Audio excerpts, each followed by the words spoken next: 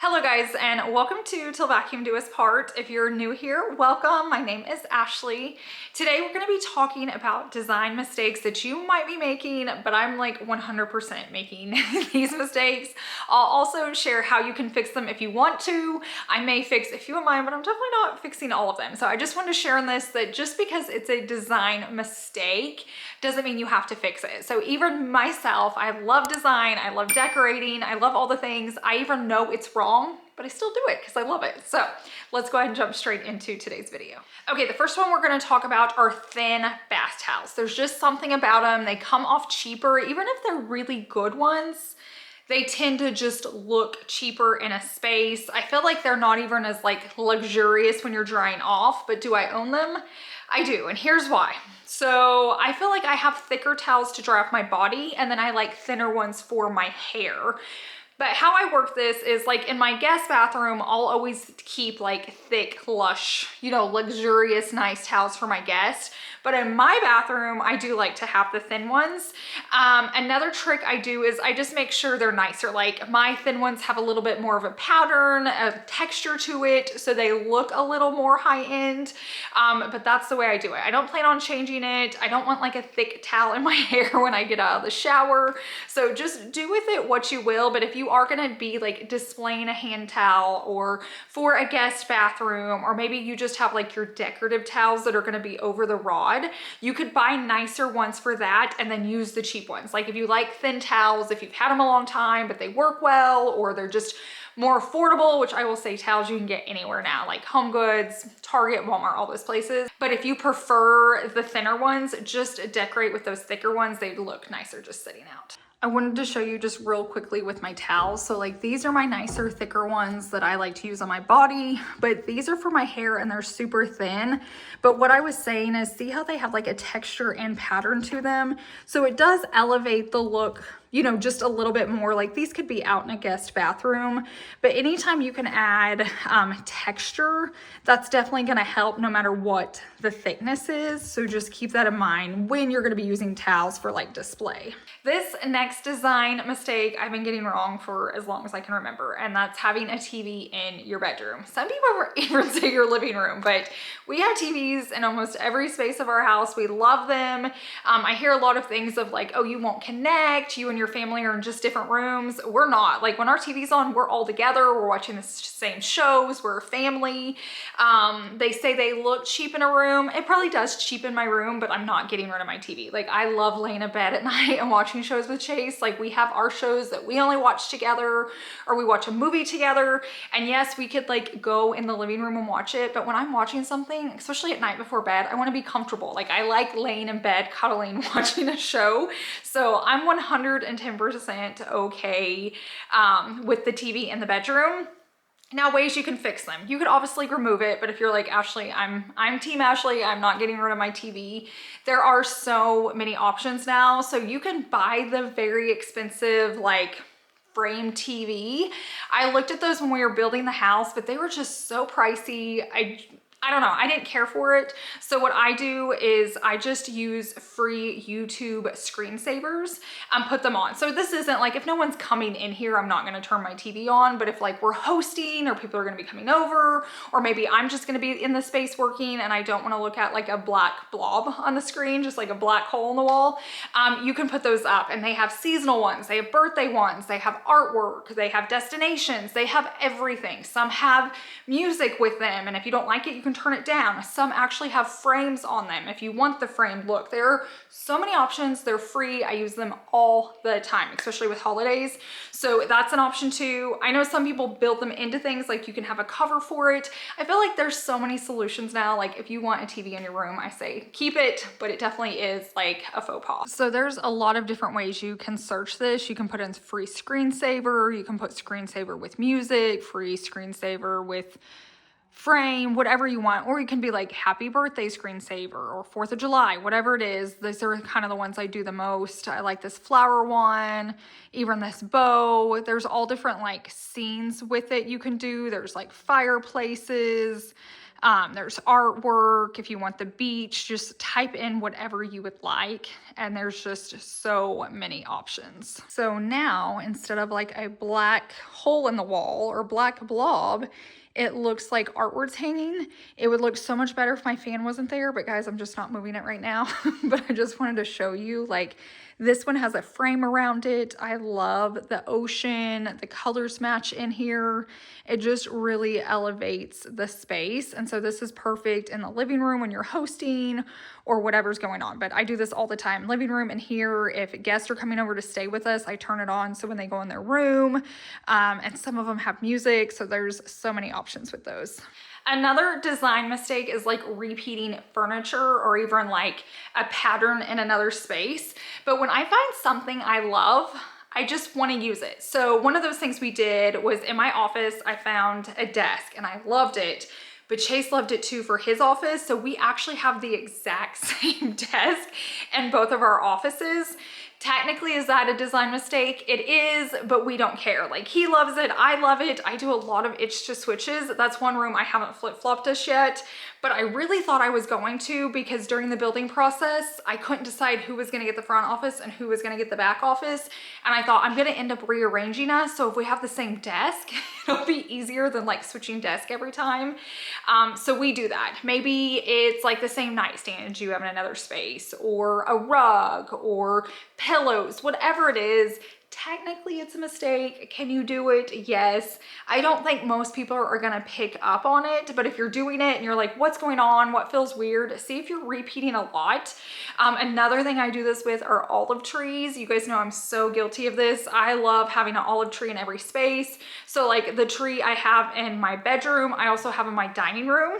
There's actually one spot you can stand in my house that most people don't stand. I will say that you can see both of them, but I just love them. And so I want to see it when I'm in the living room. I want my guests to see it. It's gorgeous, it's beautiful, but I also want it at night to look at. And so I just repeat a lot. If I love it, I want to see it in all my spaces. And so I'm a repeater. So as you can see, I have several trees. So I have this tree that's right here in my dining room, and then my office tree and the tree in our kitchen.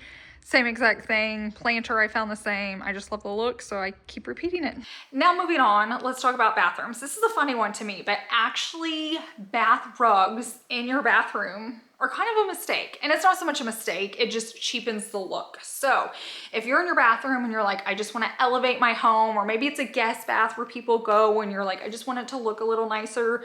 They say removing like an actual bath rug or bath mat for an actual rug looks nicer. And I can see that. And if it doesn't get used a lot and it's more for like looks and dirt, like my bath, my pool bath, I don't even, that one gets wet. If it's gonna get wet a lot, sometimes I feel like you need an actual bath mat so you can like wash it and dry it.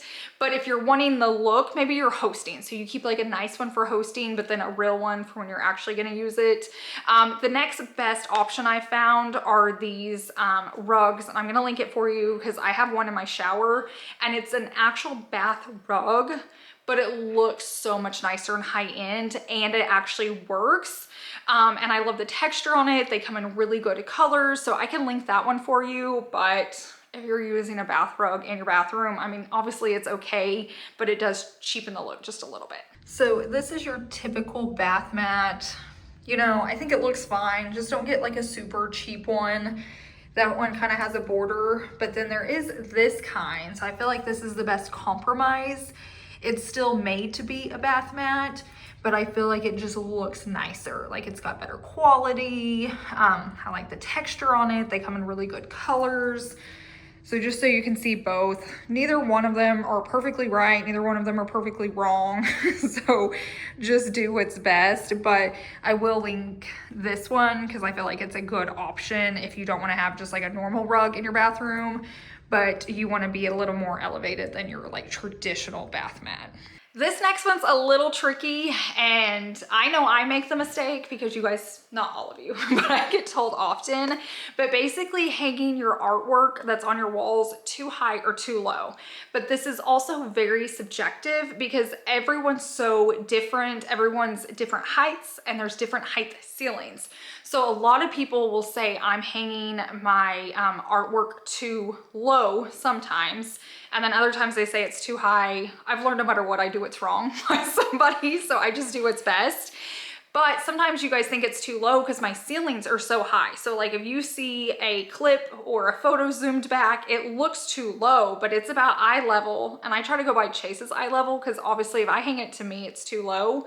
But then some people are like, no, you're hanging that too high. But I try to balance it out between where it's supposed to be, but we also paid to have our ceilings raised like when we were building it. So it was just an extra to be like, can we get them taller? We didn't like knock out our ceilings. You guys know what I mean? But anyways, we have really tall ceilings. And so I want your eye to go up. I don't want you to stop too low because then we have all this extra space and it just doesn't look right either. So even in the past, I've showed you guys in videos, we've taken down a lot of like pendants and big lights hanging up in our living room because I want your eye to go up. So like I said, I can put up a graph of what they suggest, but every home's different. You know, like in our new farm, the ceilings are really, really low. So I'll have to hang it just a little bit lower. So like the top of the frame's not touching the ceiling. So just be aware and get those measurements before you hang and kind of step back. Like I always have Chase hold it so I can step back and just see what feels best for your space. So we don't have a lot of artwork hung, but I feel like visually mine's where it should be in our house. You can kind of see it there. It's not too low, it's not too high. I feel like it's perfect. I wanted it under the chandelier, so it's not too high. It's not too low, like behind my desk if I had like a taller chair there. Same, it goes with our entryway mirror right here. Like a table could still fit there if I wanted to switch it out.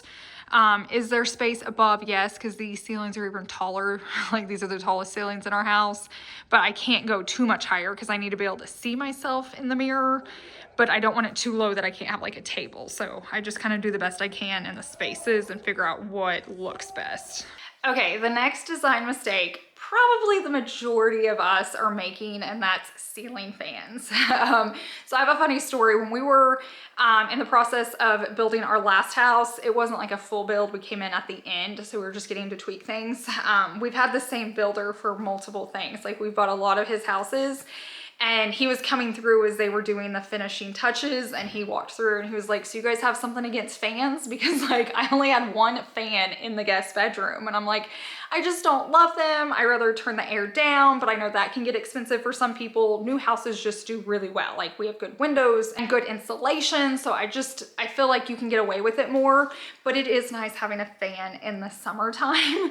And so this one we actually have, let me count this. We have a fan in the workout room, the guest bedroom, Savvy's bedroom. So I think in this one we have about 3. In our bedroom, I don't like the look. Would I love the function of the fan? Absolutely. If I ever just find one I love, I can, but I just pull out a fan during the summertime and keep it over here, and then I can put it away. Like if we're hosting or someone's coming, I can tuck it away, but I like not having a fan in our bedroom. A lot of you guys always mention like the fandeliers when I talk about this. If you go 2 houses back, the original YouTube house we were in, I had one in my office. It was so hard to install. Chase can like do anything, and he got it installed, but it was super hard. And technically it worked, but as far as like a sleeping fan, I don't think it's that great. Like I just rather not have a light up there. So that was a lot to say. Fans can be ugly. I feel like they're getting prettier. I feel like they're getting more modern, but are they a little bit of an eyesore? Maybe just a tad.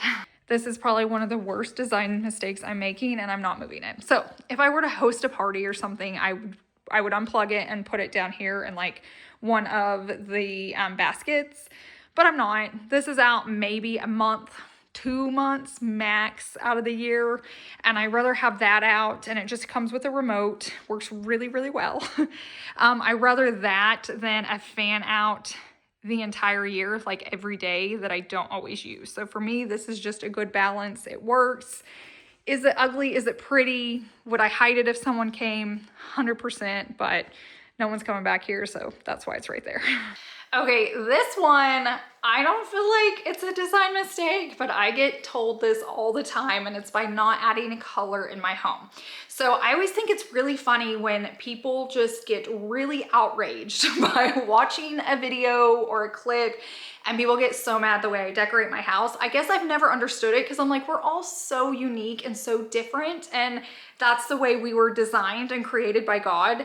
And I've never understood how you can get so mad about the way someone else decorates. And so it always makes me giggle, but I don't love color. I don't. Color in my house would stress me out, just like not having color stresses someone else out. So I'm always under the impression of like, do what works for you. Just like this video, I'm like, there are design mistakes that I'm still doing because it's what's best for my home personally and my family. So I don't love color. Color can just, I don't know, color and clutter. I talk about it all the time. Like, it just gets to me. I'm just not a good human. If there's a lot of clutter in my house or a lot of color, I get stressed easy. I'm not a good wife. I'm not a good mom. If I keep a very clutter-free, calm house, I'm just a better person, which makes me a better wife and a better mom and all the things that goes with it. So with this, like, maybe it is wrong not to have color, which I feel like I have color. It's just neutrals, and I have pops of green through my olive trees. But just do what works best for you. And I don't know, I'm gonna get a little bit on a soapbox, but like, every home should look a little different, and every home does look a little bit of the same, because you might see someone's house online and be like, I love that, that's what I want to create. So the people that look at me and they're like, it looks like it's created by AI, and everyone's house looks like that. No matter what your house looks like, someone else has a house that looks like it too. If you guys know that, like, we all have different designs, and they may be a little bit different. Like, if you're sitting in a traditional home, mad that mine's a modern home, there's other people with traditional homes. Like, we just may not see them as often on social media, which is fair. So I'm gonna get off my soapbox. But if you don't have color, I don't think it's wrong. I've been told it's wrong, but I'm not adding color. Up next, let's talk about cheap furniture. So cheap furniture, if you have a decorator or designer come into your home, they're gonna panic. What I love anymore is you can mix high-end with low-end and kind of make those pieces disappear or not seem as cheap anymore. So you are gonna have to like balance it out. And when I say cheap, like, even an expensive looking piece doesn't mean it has to be expensive. You could have had it donated to you or given to you, or you found a good deal, or, you know, whatever it is. You could have flipped it and painted it and made it nice. But I do have some really cheap pieces in my house. There can be IKEA pieces, and you just kind of can't do a whole room on cheap furniture. You know what I mean? Like, you can't get a cheap bed, cheap nightstands, cheap lamps, all of it, and it look expensive, but you can buy cheap pieces and kind of incorporate them in. So like, the bench at the end of my bed is one of those. It was really affordable. I love the shape, I love the design, I love the color, but it does have a zipper you see on the bottom, and it just cheapens it. So I have two different benches. One has a zipper there, one doesn't. It cheapens it. When I put them side by side, I'm like, wow, just the zipper placement can make it look cheaper, and it probably is, and that's why it's there. The other one's hidden in another spot, or I don't even think the other one has a zipper at all. It's like actually upholstered. So what I do is I just keep that one in here where less people see it, here in my bedroom, and the nicer one I keep out in our entryway. So it's just kind of like putting in the pieces you can afford. You can camouflage them. I originally had that in my entryway, and I just put some baskets underneath with blankets in them. You couldn't see it. So just figure out what's looking cheap about it and see if you can just tweak it a little bit. Maybe it's a cheap dresser. Maybe you could just paint it. Sometimes it's as easy as switching out the hardware. Like, sometimes the really cheap hardware just screams cheap, and if you just switch that out, it looks so much better. Or like I said, painting, maybe styling like a nicer lamp on it, or decor. I don't know. I feel like you can still use cheap furniture, just like distract from it a little bit. Okay, I wanted to take you through and just show you some of the cheaper pieces are in here. So you can see there's quite a bit. So starting off, the mirrors, when I was looking for this bedroom, I was going to like all these nice furniture stores, and they were so much. Like, I'm talking like even in the thousands. I picked these mirrors up for like under 50 bucks from Walmart, and you can't tell a difference. So Those thrown in with like nicer nightstands and lamps, you can't even tell. The bed's a little bit nicer. It's from Mathis Home, but then this is super affordable off Amazon. And like in person, you see it better, but see that zipper? If you can hide that, it would look nicer. The curtains look nice, but those are IKEA. And then this TV stand obviously is super affordable. Like we could have some massive piece in here that's nicer, but it gets the job done, and it was super affordable. So you can have those high-end pieces and mix them in with just cheap pieces, and it works. I mean, even the tree, it's a little pricey, but it's from Costco. Like, that's not from like some crazy furniture store or anything. And then the artwork itself is just from Home Goods, so that was really affordable too. Okay, this one I'm personally laughing. I like made a list, and this one I'm laughing about because I'm doing this on so many levels, but getting the wrong size furniture for a space. So if you have like a big space and you have tons of small furniture, it's gonna look cheap. But if you have too small of a space and you're putting big furniture in, like you have to really figure out the scale and balance. But this isn't always fair. Sometimes you have a piece, like we're taking the sectional from what was our movie room and putting it into the living room at the farm we bought. If you guys aren't caught up, definitely go back and watch those videos. Is it too big? 100%. Am I going to sell it and go buy another new sectional that would fit it better? Should I? Yes. Am I? Absolutely not. Now, I may have to take out a piece and use it somewhere else. I don't know. The scale's going to be off, but I'm going to make it work. So it's one of those, I know it's wrong, I'm gonna do it anyways. And I do this a lot through my house. So in our guest bedroom, currently, I like having a king bed in our guest bedroom. Even if it's calling for a queen, like that space needs a queen bed. But like we used to have a lot more company come in, and like my brother-in-law was here a lot, and he's like not big as in wide, but tall. He's like a tall guy. I didn't want him to like feel cramped in a bed. I always want everyone to feel very comfortable.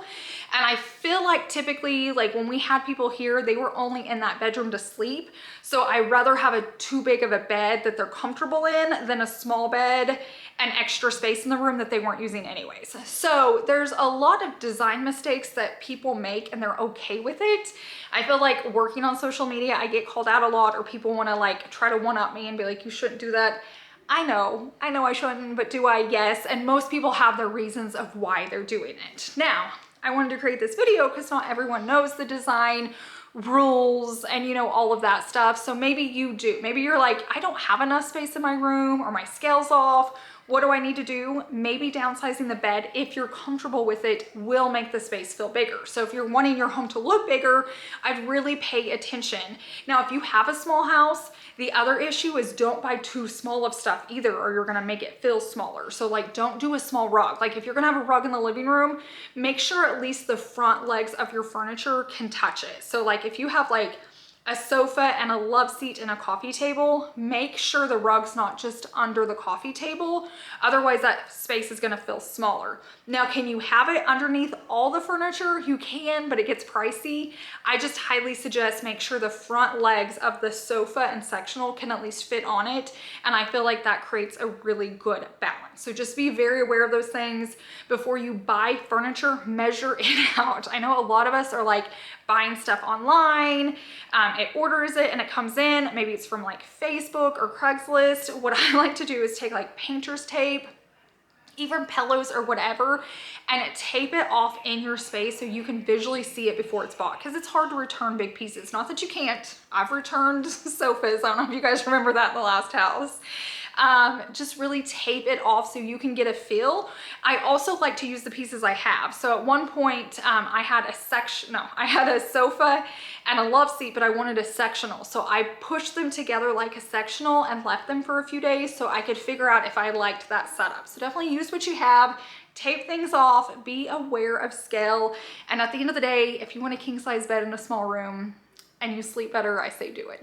This is the guest bedroom I was talking about. So like it works, like it's not super tight. Like if there was no walkway, I would have had to have switched it out. I just think like if it was someone's bedroom that was living in here, they'd probably want a queen for a little extra room, but it definitely works. And I feel like when guests are in here, they're only in here to sleep. So they probably rather have the bigger bed. And then this room has like a really good walk-in closet, and I've got it full right now because we're getting ready for the move to the barn. All this stuff will be moving over, but like there's suitcases, all their stuff. There's tons of like storage over here. So they've had plenty of space. But it is, you know, it's cozy in here. We'll say that. Just another kind of way you could tell is like the nightstands are a proportional size, but like this whole wall is nothing but furniture. So like see how close it is to the wall, and then it's all bed and then nightstand. That's probably not the best design choice, but like I said, it worked for us, so we did it. Just so you could compare the difference in this space, these nightstands are even bigger, probably the same size bed. They're both kings, but these are even wider, and look at the gap right there. See how there's a lot of gap between here and the wall? That's how it should be. And if I had a queen bed in the other space, I would still have those gaps and the whole wall wouldn't be furniture. So you never want a wall full of furniture unless you just have to, like myself. But I just wanted to show you the difference of like, you should have, you know, some room to breathe. Okay, those were just a few design mistakes that I know I'm making. I'm sure I'm making even more, but I just want to share with you, like, it's okay. Like, there is right and wrong with design. It's kind of like fashion. There's principles you're supposed to live by, but like wear what you want, wear what feels good. I get that a lot with like my colors. I do occasionally wear my colors, but I feel good in black. It may not be my color, but if I leave the house feeling better in black, that's what I'm gonna wear most days. I feel like your home should be the same way, even though it doesn't look like your mom's or your friends or social media. Like, if it makes you calm and makes you happy, then do it. Don't worry about the rules, toss them out. But they're also there when you are decorating and you're like, I do want it to look a certain way. I want to have a little bit of structure, or maybe that balance is throwing off. You just kind of pick and choose the ones that matter to you. I guess that's the best way of saying it. You don't have to get it all right, just get a few right and then make the rest work. So I hope you guys enjoyed today's video, and I hope you guys have a wonderful week, and I will see you in the next one. Bye.